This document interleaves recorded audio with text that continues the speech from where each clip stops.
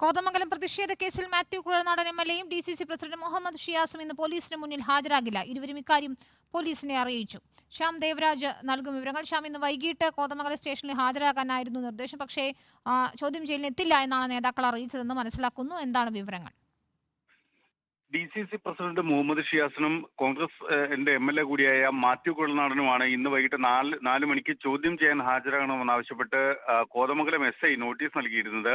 പക്ഷേ ഈ നോട്ടീസ് അനുസരിച്ച് ഇന്ന് ഹാജരാകുമെന്നായിരുന്നു പ്രതീക്ഷിക്കുന്നത്.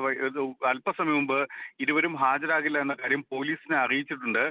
മറ്റൊരു ദിവസം ഹാജരാകാം എന്ന കാര്യമാണ് അറിയിച്ചിരിക്കുന്നത്.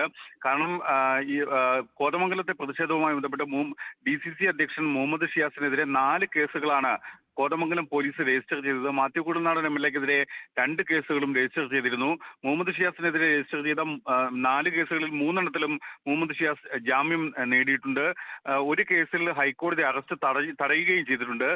അടുത്ത 3 ദിവസങ്ങൾ അവധി ദിവസങ്ങളാണ്. ഈ സാഹചര്യത്തിൽ ഇവരെ മറ്റേതെങ്കിലും ഒരു കേസിൽ കുടുക്കി അറസ്റ്റ് ചെയ്യുമോ എന്നൊരു ഭയം, അല്ലെങ്കിൽ അത്തരം ഒരു ചിന്ത കോൺഗ്രസ് നേതാക്കൾക്കുണ്ട്. ആ സാഹചര്യത്തിൽ കൂടിയാണ് ഇവർ ഇന്ന് ഹാജരാകേണ്ടതില്ല എന്ന് തീരുമാനിച്ചതെന്ന കാര്യമാണ് മനസ്സിലാക്കാൻ കഴിയുന്നത്. കാരണം കഴിഞ്ഞ ദിവസങ്ങളിൽ DCC അധ്യക്ഷൻ മുഹമ്മദ് ഷിയാസും മാത്യു കുഴൽനാടൻ MLAയും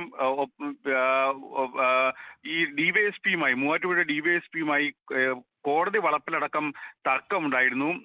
കസ്റ്റഡിയിൽ എടുക്കും എന്ന് ഉറപ്പിച്ച് DYSP പറയുന്ന സാഹചര്യം ഉൾപ്പെടെ ഉണ്ടാവുകയും ചെയ്തിരുന്നു. ഈ സാഹചര്യത്തിലാണ് അറസ്റ്റ് ഉണ്ടാകുമെന്നൊരു മുൻകൂട്ടി, അല്ലെങ്കിൽ അത്തരം ഒരു കണക്കൂട്ടലിന്റെ അടിസ്ഥാനത്തിൽ ഇരുവരും ഇന്ന് ഹാജരാകുന്നില്ല എന്ന കാര്യവും കൂടി അറിയിച്ചിരിക്കുന്നത്. മറ്റേതെങ്കിലും കേസുകൾ രജിസ്റ്റർ ചെയ്യുന്നുണ്ടോ എന്ന കാര്യവും കൂടി കോൺഗ്രസ് നേതാക്കൾക്ക് സംശയമുണ്ട്. എന്തായാലും മാത്യു കുഴൽനാടൻ MLAയും DCC അധ്യക്ഷൻ മുഹമ്മദ് ഷിയാസും ഇന്ന് ഹാജരാകില്ല എന്ന കാര്യം കോതമംഗലം പോലീസിനെ അറിയിച്ചിരിക്കുന്നു. അടുത്ത വെള്ളിയാഴ്ച ഹാജരാകാം എന്ന കാര്യമാണ് ഇവർ പോലീസിനെ അറിയിച്ചിരിക്കുന്നത്.